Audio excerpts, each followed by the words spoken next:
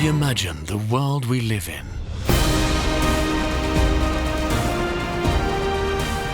Each tomorrow brings new possibilities to capture the beauty of our world more fully. EOS R System, a new imaging system that expands the horizons of lens technology. Delivering today the imaging systems of tomorrow.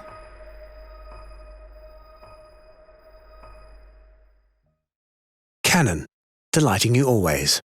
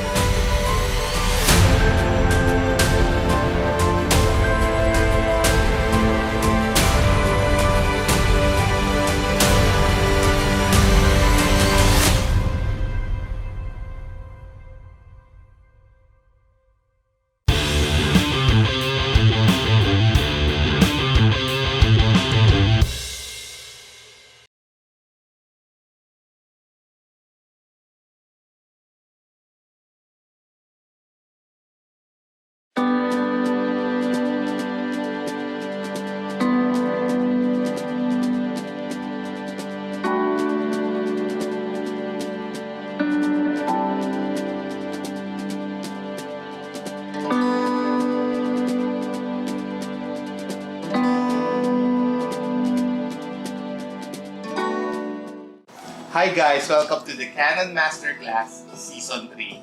Now before I begin to introduce myself and tell you about my topic, I just want to tell you that this is a pre-recorded video. So if you have any comments or suggestions, just feel free to write it down below the comment section. I'd be delighted to answer. Hi, this is Nelwin and I'm a professional wedding photographer for almost 16 years now. From big to intimate weddings, I do a lot of destination shoots here and abroad. My style is mostly classic, elegant. Some of my work peers and clients alike are noticing the versatility of my work. From lighting, I can do like available light, mixed lighting, and purely artificial lighting. In terms of shoot feel, from candid, relaxed, real portraitures, I can shift away to being more serious, dramatic, and fashion-forward wedding style. 16 long years. Why do I love weddings? Weddings is a celebration. It's supposed to be fun and happy moment. All the emotions, nandun lahat. Laughter, tears, excitement, anticipation. It's all in the wedding. I also get to interact with lots of people. So different weddings, different din yung mga taong makakausap mo and makikilala. Next is also, I get to travel a lot in my work. So not just here in the Philippines, but also abroad. And lastly, wedding really pays well. But that's of course, if you are pricing your work and your creativity properly. I've been a loyal Canon user for almost 15 years now since start pa lang ako as hobby during film days pa noon back in 2004. So I still have that camera, the Canon EOS E-Lens 7E, may eye control. My first ever digital camera was a Canon EOS 10D. Siguro mga late 2004 ko siya na-purchase to a friend, kay John Mateos Ong, when he posted it online sa PH Photo. So during that time, it was so expensive pa to have a digital camera. Siguro yung 10D, second hand, it cost me around 95 to 100,000 pesos. I started shooting weddings professionally nung medyo pa-boom pa lang tong digital cameras. So I was in the right time din nung pagpasok. Kasi nga, parang hindi pa ganun ka-saturated yung market, especially in weddings that time. So yun, kinumpleto ko yung lineup ng 10D going up na yan, na series na yun. And of course, parang eventually, nag-upgrade na rin ako into a more professional camera, the 1D series. It was a parang workhorse talaga, napakatibay, durable, and weather-sealed, weatherproof.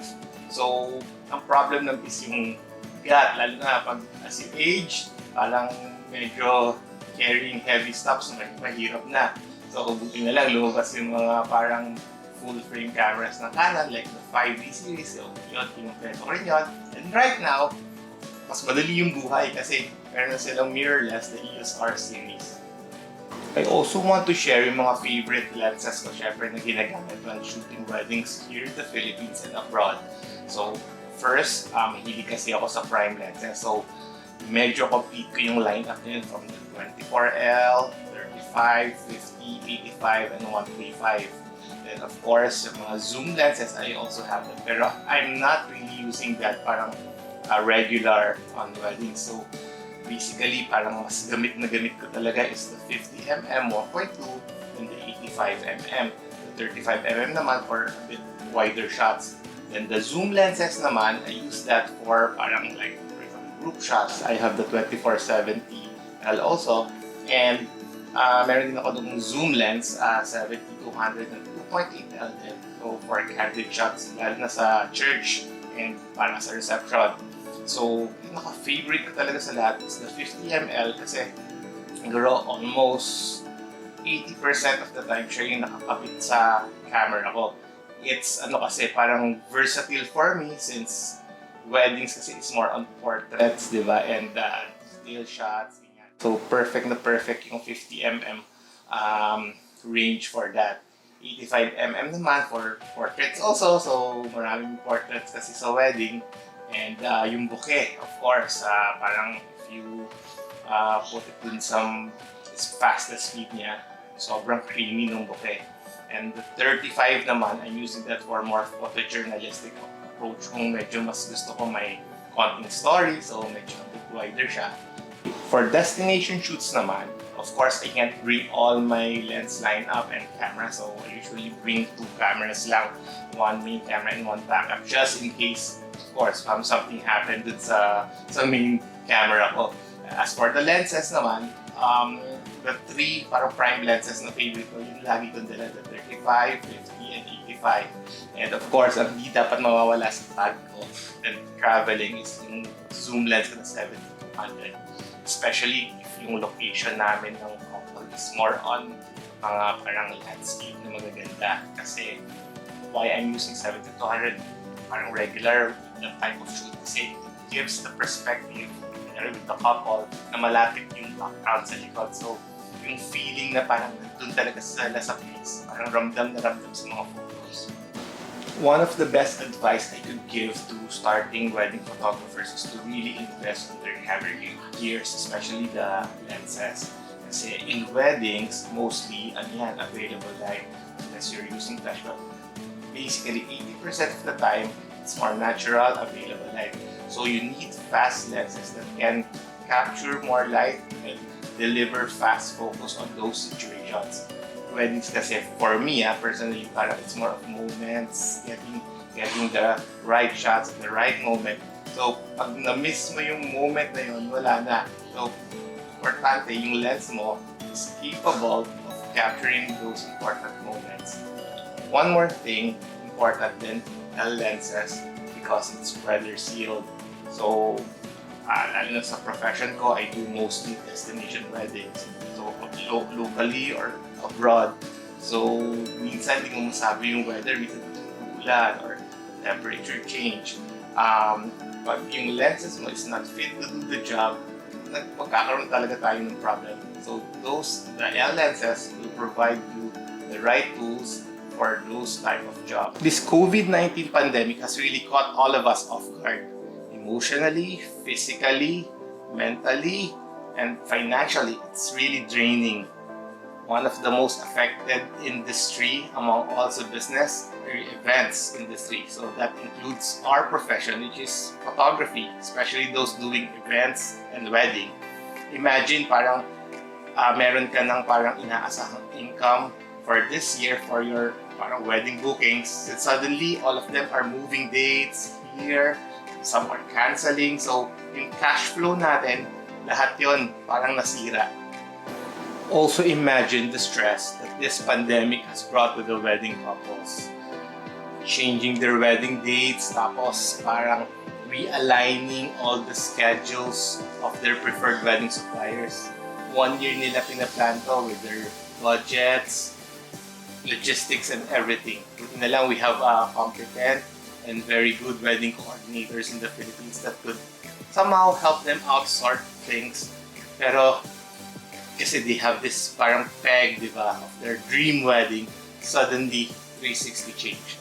So here are some tips for your photography business to somehow guide you during these trying times.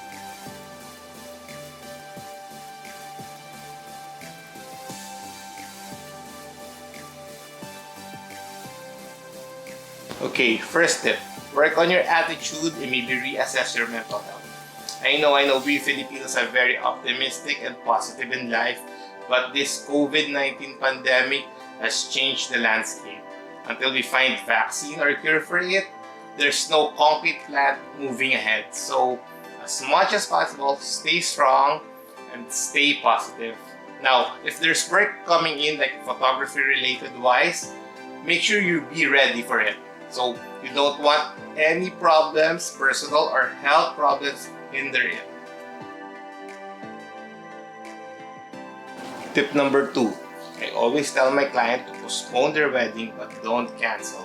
Postponement means that they have more time to plan their intimate wedding, at the same time by not canceling, helping the struggling wedding industry. Okay, third tip, be flexible. Okay, I know during this pandemic, hindi lang naman tayo nahihirapan. Let's think about our clients also. We don't know if they still have jobs or if their business is doing okay. So if they have certain requests that we can accommodate naman, let's be considerate about it. intimate weddings will be the new normal. So we need also to adjust siguro yung pricing natin. Before kasi we were used to working the whole day. This time, intimate weddings na siguro mas shorter yung time and less effort. So think about adjusting your price. Adjust lang din siguro the number of people you have on the wedding day. Before kasi we are used to having maybe 6 to 7 people working on the wedding. But now, siguro kaya naman ng mga 3 to 2 people lang. So, you as the main photographer, then the other one as backup. Or pag 3 kayo, the other one as parang driver assistant. Advantage naman sa yun kasi parang yung papasweldohin mo, syempre mas less since you adjusted your package then. And right now, yung venues require then fewer people for safety reasons. We can also adjust yung parang shooting sequence and timing. So, before kasi we were used to shooting the whole day. But now, since intimate wedding na lang, let's adjust accordingly. So, I know some photographers parang nag-shoot lang preps and ceremony. Tas sa reception, parang few na lang, then they go home for safety reasons. Now is the best time to be creative and showcase your talent as a wedding photographer. Okay, sa pre-COVID situation ng weddings before, dami kailangan na ng edits and glam, mga details, ceremony, setup, daming guests. So, yung focus mo on shooting, medyo talagang hati. So, sobrang pressure on the day kasi dami mo kailangan kunan. Right now, since intimate weddings na lang, small weddings, mas magiging yung focus mo is more on the couple, more on yung moments, yung reactions, yung love nila to each other, mas makukuha mo yun. And this time, you have more time to play kasi hindi ka na pressure on thinking of shooting mga ibang things. It's more on yung couple lang talaga.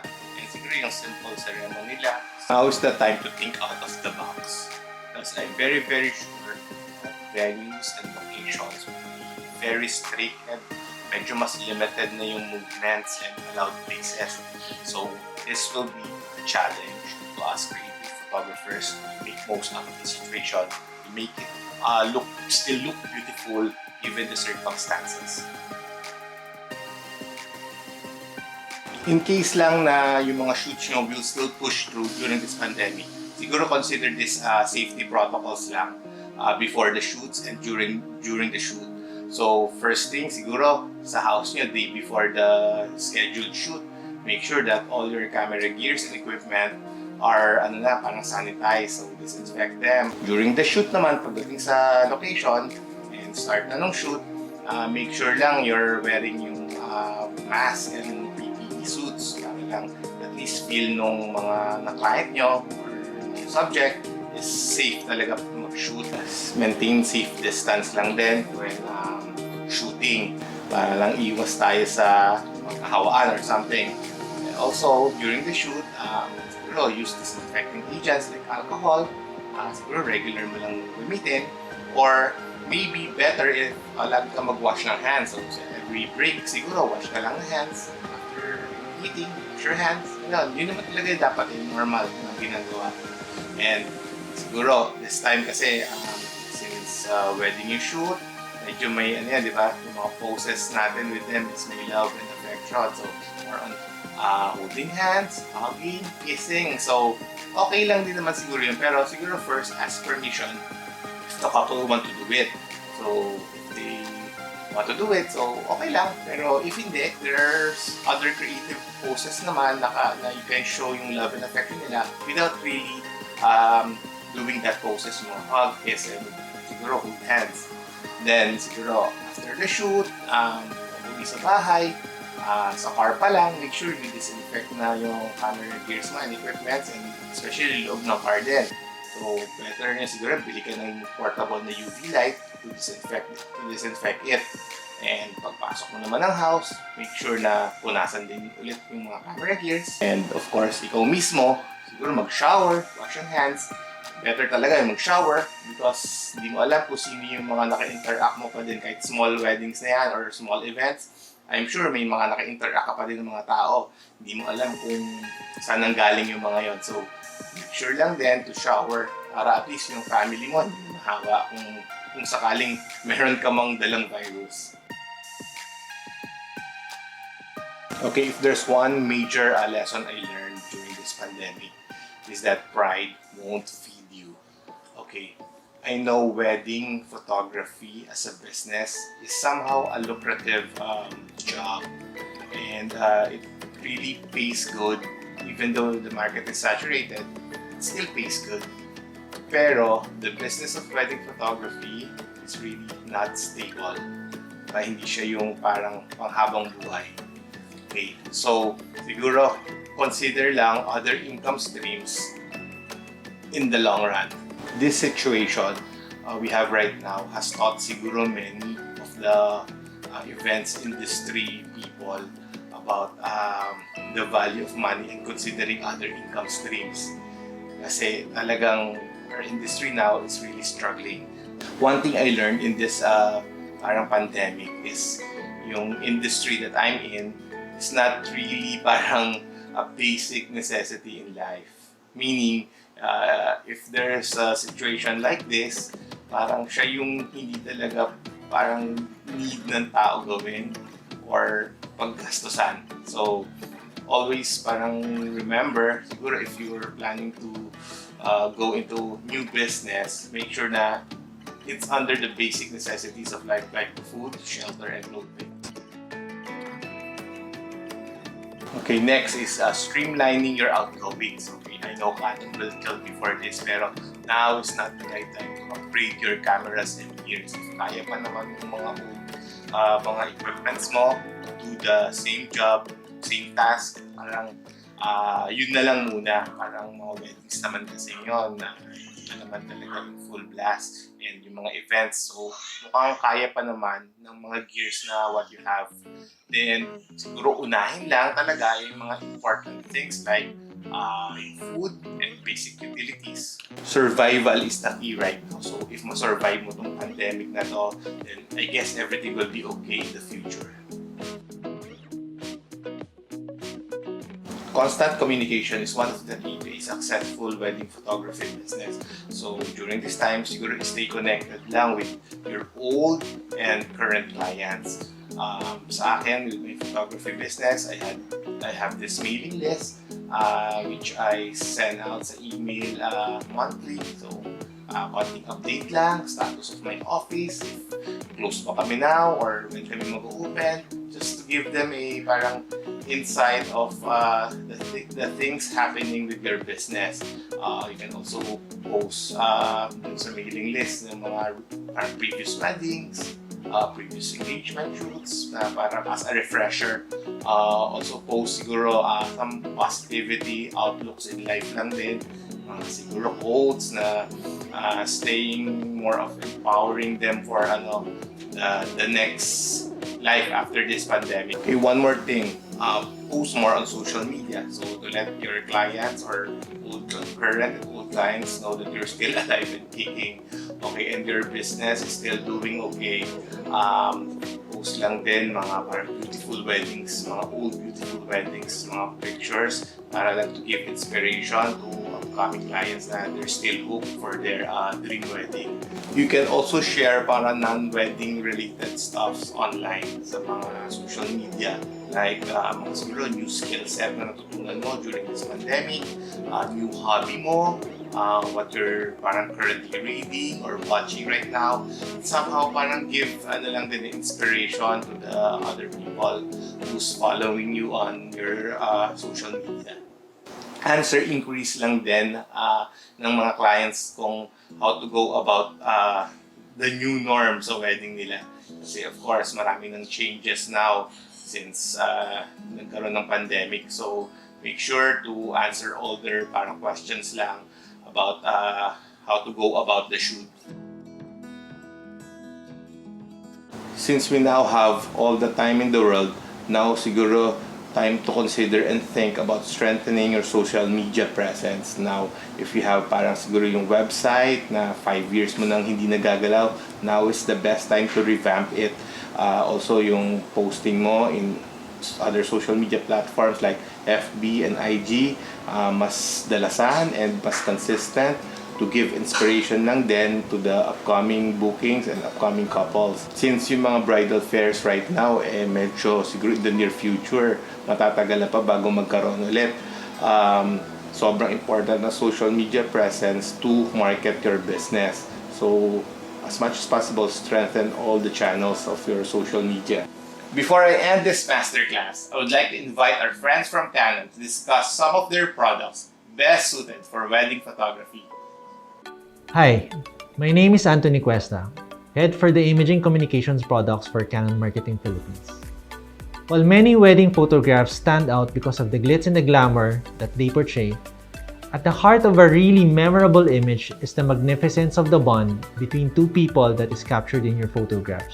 From prenuptial shots, wedding coverage, and post-wedding setups, Canon offers wedding photographers the best range of lenses each step of the way. For wedding photographers, we recommend the EOS R full-frame mirrorless camera paired with Canon's wide range of professional lenses. The EOS R is Canon's best all-in-one full-frame mirrorless camera and boasts of 30.3 megapixel, one of the highest in the market today. It also shoots outstanding 4K video and features superb low-light performance and high-speed eye-detect autofocus. The RF28-70 2.0L USM can be considered as the ultimate portrait zoom lens as it offers almost the same functionality of 4 to 5 prime lenses at a constant opening of f2.0, currently the only one in the market today. This, coupled with the EOS R's high-speed IAF, allows you to get the sharpest images from your brides. In the ever-expanding RF lens lineup, Canon also now completes the traditional trinity of lenses, comprised of the RF15-35, RF24-70, and the RF70-200, offering a lighter, faster, and sharper system, but still maintains the same toughness and reliability that professional wedding photographers expect from their gear. The RF15-35 offers edge-to-edge sharpness and is best used for establishing shots for churches as well as train shots of gowns. The RF24-70 is Canon's first 2.8 standard zoom lens equipped with image stabilization for full frame. This is a big improvement from its EF counterpart and makes this lens ideal as an all-around lens for coverages. The RF7200 is 27% lighter and shorter than its EF counterpart but still offers 5 stops of image stabilization, making it a great telephoto lens for wedding photographers who are always on the move. For those looking for the best prime lens for portraits, the new RF85 1.2 LDS has the highest optical performance Canon has ever made for the 85mm focal length. The 85mm 1.2 DS gives high resolution and high contrast, which is best for prenups and other stylized production shoots. Aside from the RF native lenses, the EOS R is also fully compatible with all the Canon EF Professional L lenses when using the EF to EOS R adapter, further expanding the creative possibilities of wedding shooters. Here is the summary of the recommended setup for wedding photographers. If you want to know more about the EOS R system and other solutions for wedding photographers, you can check our preferred partner list below, or you can send us a direct message in our social media accounts.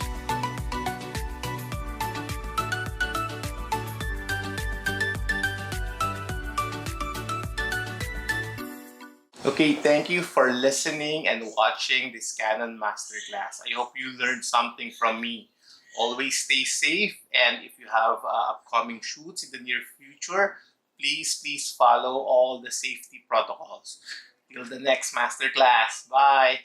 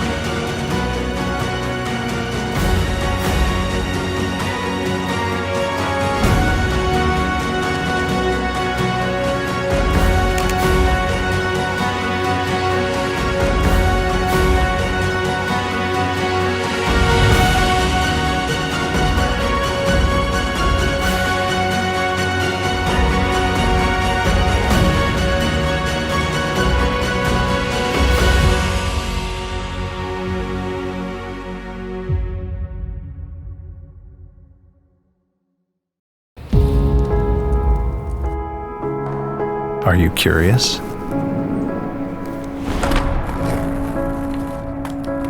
Are you moving?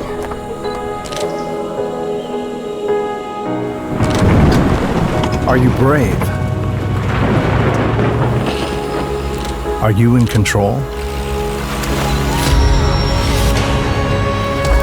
Are you avoiding the everyday? Are you current? Are you focused? Are you out there? Are you built for this? Ready to reimagine photography? The new Canon EOS R full-frame mirrorless. It's ready. Are you? Canon, delighting you always.